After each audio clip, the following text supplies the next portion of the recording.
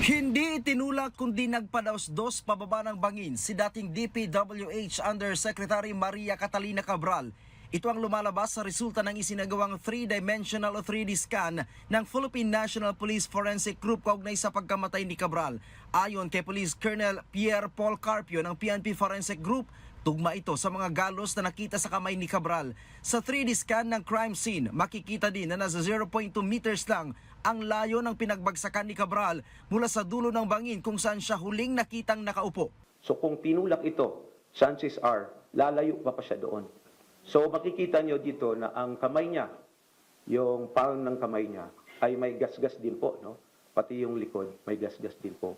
So ang laki po ng probabilidad na nagpadaos-dos po talaga siya.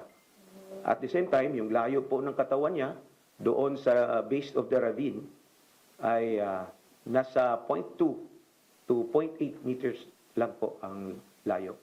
So it correlates and it confirms yung possibility at yung napakataas na probabilidad na ganun po ang nangyari.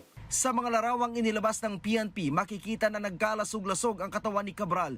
Umabot daw kasi sa halos 17 metro o katumbas ng 6 hanggang 9 na palapag ng gusali ang taas kung saan nahulog si Cabral. Lumalabas din sa investigasyon ng PNP na nakaapekto ang antidepressant na ininom ni Cabral bago ang insidente. At kabilang daw sa side effect nito ang pagkakaroon ng suicidal tendency sa nakainom nito. Yes, kasi isa sa mga primary actions po ng serotonin reuptake na to, na antipsychotic drugs or antidepressant drug, is pinapakalma po niya yung tao.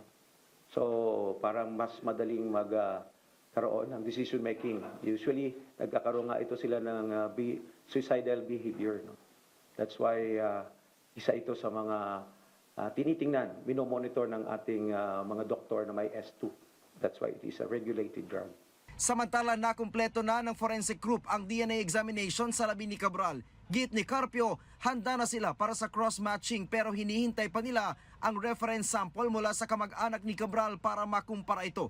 Sa kabila naman ng kakulangan ng DNA sample mula sa kamag-anak, sinabi ni Carpio na sapat na ang tugmang fingerprint test ni Cabral para makumpirmang sa kanya nga ang katawan na natagpuan sa Tuba Benguet. So with that fingerprint identification and confirming the identity of Yusek Cabral, identity through fingerprint, ay na-confirm po natin yun.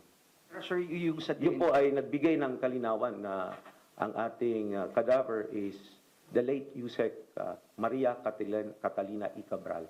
Si Cabral ay isa sa dalawang itinuturing na principal architects sa issue ng flood control mess.